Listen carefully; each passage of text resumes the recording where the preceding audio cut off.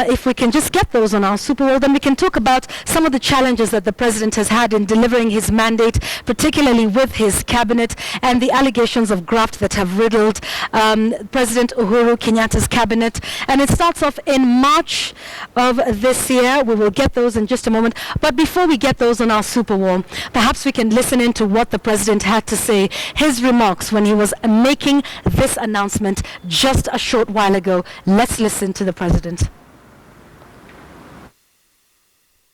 People of all ethnicities, races, and religions have an equal seat at the table and an equal voice in matters of the nation. I am privileged to be the first president to oversee the full implementation of this Constitution. This, of course, means that my administration is also the first to be faced with the unique challenges posed by the new constitutional order, particularly as we set out to deliver on the promises that we made to the people of Kenya. The last 2.5 years of this journey have been extremely fruitful, but at the same time, we have had our share of challenges. Having savored our successes, and also having taken stock of our challenges, the time has now come to give my government's development agenda fresh impetus and to give the Kenyan public a demonstrative example of our unwavering commitment to delivering on the promises of my administration. It is on this basis that I am announcing today the several or far-reaching structural and personnel changes that will go to the heart of government. The changes are proposed to achieve 4 principal objectives. The first objective is to enhance the efficiency of the public service.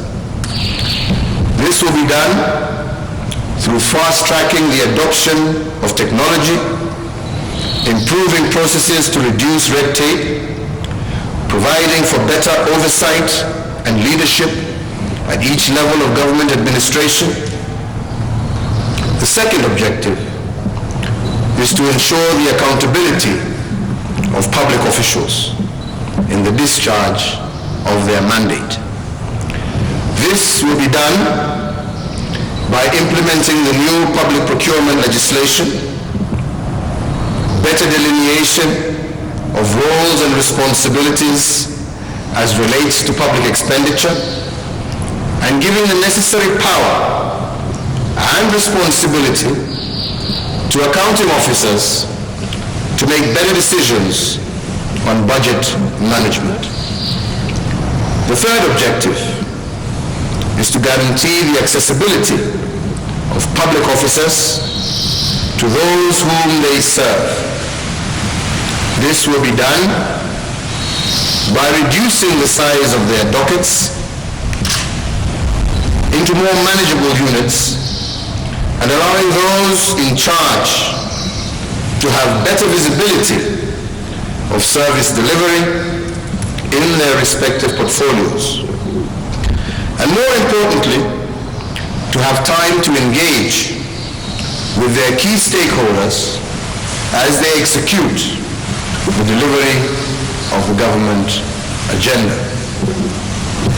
The fourth and last objective is to review the effectiveness of government programs and projects for the public good.